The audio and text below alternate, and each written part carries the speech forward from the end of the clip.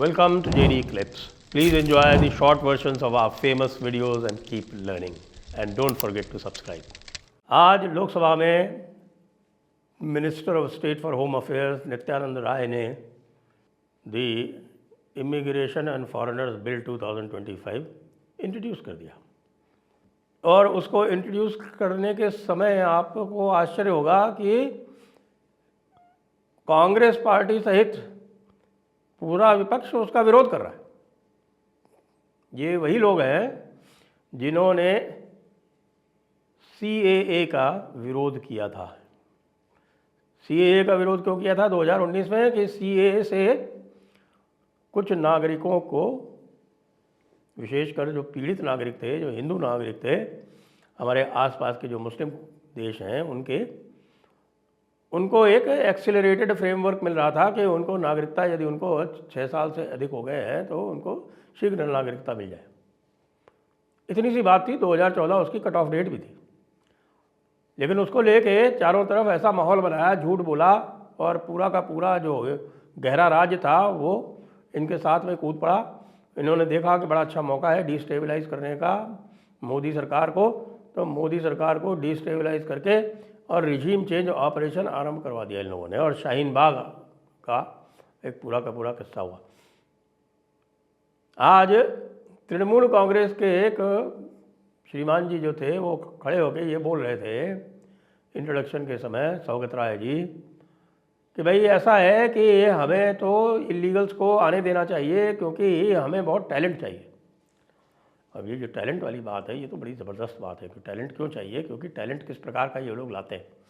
ये टैलेंट जो आते हैं, ख़ासतौर से जो बांग्लादेशी आते हैं, रोहिंग्या आते हैं, किस प्रकार का टैलेंट लाते हैं अपने साथ, इसका थोड़ा सा मैं वर्णन कर दूं कि ये दंगा स्पेशलिस्ट होते हैं, हाँ, ये क्राइम स्पेशलिस्ट होते हैं, चोरी में स्पेशलिस्ट होते हैं और पत्थरबाजी में स्पेशलिस्ट होते हैं। ये सारे जो गुण हैं वो ऐसा लगता है कि ये टैलेंट भारत में नहीं है, लेकिन मैं सौगत राय जी को बताना चाहूँगा कि ये टैलेंट भारत में पहले से पर्याप्त मात्रा में है। और यदि उसका कोई उदाहरण देखना हो तो अभी अभी जब महू में दंगा हुआ, जिस दिन भारत जीता था चैंपियंस ट्रॉफी, और जुलूस के ऊपर बिना किसी मतलब के पहले से प्लान करके जो दंगा किया गया, वो दिखाता है कि ये सारे टैलेंट पर्याप्त मात्रा में भारत में उपलब्ध हैं। तो ये टैलेंट की चूँकि कमी नहीं है, तो इस टैलेंट के लिए बाहर से किसी भी इलीगल को इंपोर्ट करने की आवश्यकता नहीं। लेकिन सौगत राय जैसों को ये दिखता है कि साहब कि नहीं साहब, इलीगल्स तो बहुत आवश्यक है। लेकिन असली बात ये है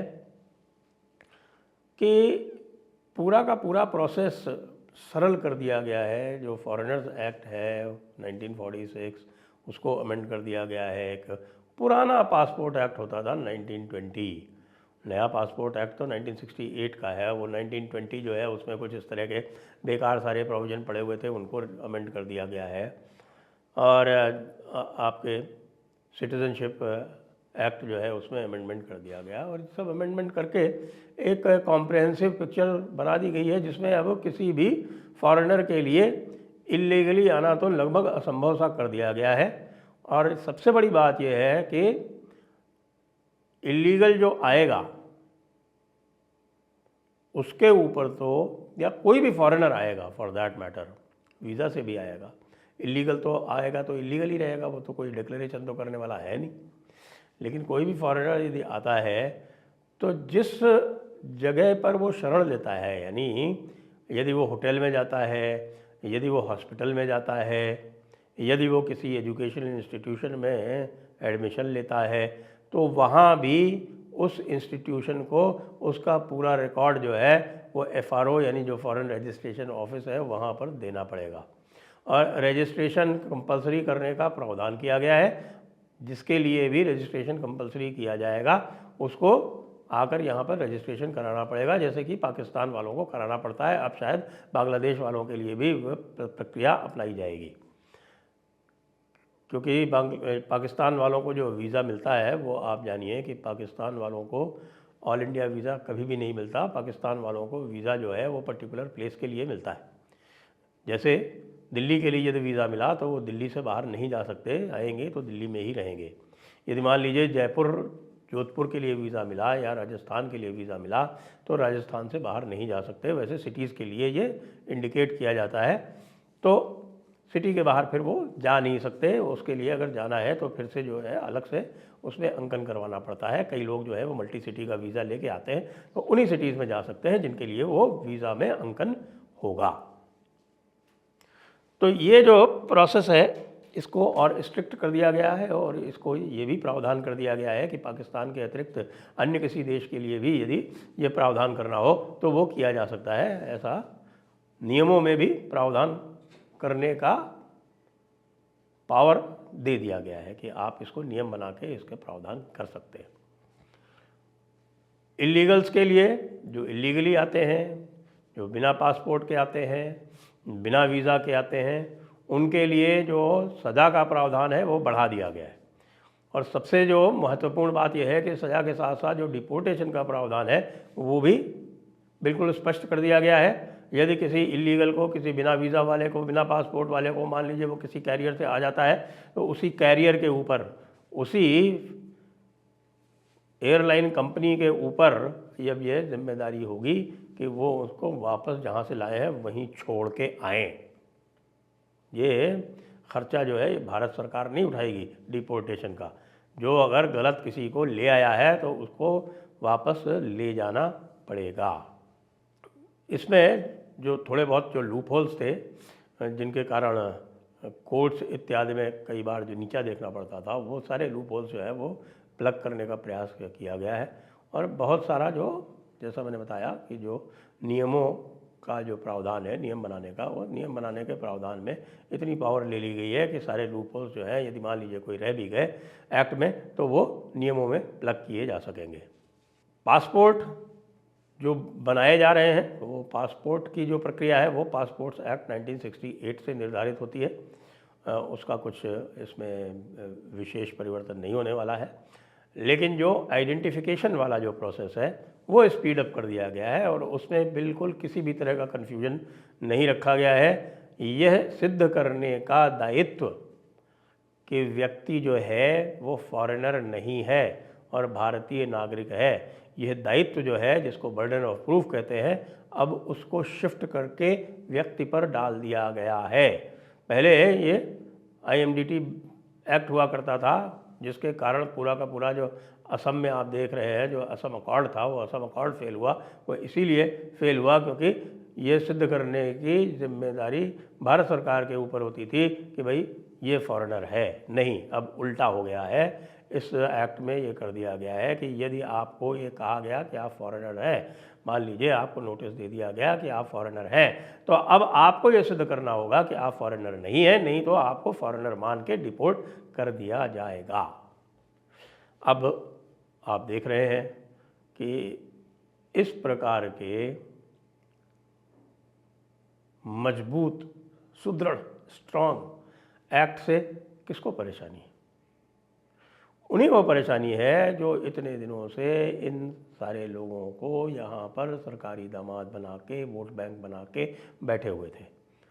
अब तो बहुत ही आसान है।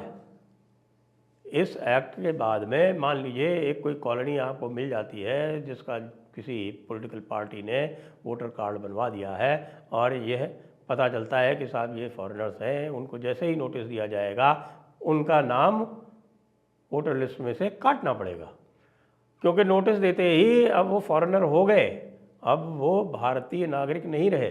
नोटिस मिलते ही उनको तुरंत सिद्ध करना पड़ेगा कि वो भारतीय नागरिक है, और उसके बाद जो कुछ भी वो लाएंगे दस्तावेज़, उनका पूरा वेरिफिकेशन होगा। ये पता किया जाएगा कि ये जो दस्तावेज़ दिखाए जा रहे हैं वो कहीं फर्जी तो नहीं है, क्योंकि सबसे बड़ा रैकेट जो चल रहा है भारत में वो पश्चिम बंगाल से चल रहा है, और वो चल रहा है फर्जी दस्तावेज़ों का। बताया जाता है कि 2-2 हज़ार रुपये में लोग जो है वो फर्जी दस्तावेज़ प्राप्त कर लेते हैं। अब यदि भारतीय नागरिकता का दस्तावेज़ 2,000 रुपये में मिलेगा तो आप सोचिए कौन भूखा नंगा जो है वो बांग्लादेश में रहना पसंद करेगा। यद्यपि जो सारे के सारे जो गहरे राज्य द्वारा चलाए गए इंडेक्स हैं वो यही बताते हैं कि साहब बांग्लादेश जो है वो भारत से अच्छी इकोनॉमिक स्थिति में है, या कम से कम था। लेकिन उसके बाद भी ये नहीं बताते कि भाई अगर इतनी अच्छी इकोनॉमिक स्थिति में है तो वहाँ के लोग भागकर भारत क्यों आ रहे हैं। रोहिंग्याओं का एक प्रकार से भविष्य जो है अब पूरी तरह से अंधकार में है। डिपोर्टेशन के कानून भी ऐसे बना दिए गए हैं इसमें कि आइडेंटिफिकेशन से लेकर डिपोर्टेशन तक एक सीमलेस प्रोसेस होने वाला है और आइडेंटिफाई करके तुरंत डिपोर्ट किए जाने का प्रोसेस बन गया है। जैसे ही कोई रोहिंग्या कहीं पकड़ा जाएगा उसको थोड़ा समय जो है 1 महीने में सिद्ध करो कि तुम यहाँ के नागरिक हो, और यदि नहीं हो तो रवाना हो जाओ। डिपोर्टेशन आजकल हो रहा है, सीधे सीधे नहीं होता है, सीधे जाके उनको बांग्लादेश के बॉर्डर पर धक्का दे दिया जाता है, बाढ़ के पार में जाओ और अपने बांग्लादेशी जो तुम्हारे अब्बू हैं उनसे जाके डील करो, क्योंकि हमें तो पता है तुम कहाँ के हो, लेकिन तुम सारे उसमें कानून लगा के, दांव पेंच लगा के, लूप होल्स निकाल के और ये प्रयास करते हो कि तुम यहीं रह जाओ, लेकिन अब वो संभव नहीं हो पाएगा। तो अब देखते हैं कि आज जिस प्रकार का विरोध लोकसभा में कांग्रेस ने और अन्य विपक्षी पार्टियों ने इसके इंट्रोडक्शन का किया, तो ये आगे क्या करते हैं। इनकी जो है डबल ट्रबल हो गई। वक्फ बिल वैसे ही इनकी जान को पड़ा हुआ था, अब ये इमिग्रेशन एंड फॉरेनर्स बिल भी आ गया है। जय हिंद, जय भारत, वंदे मातरम।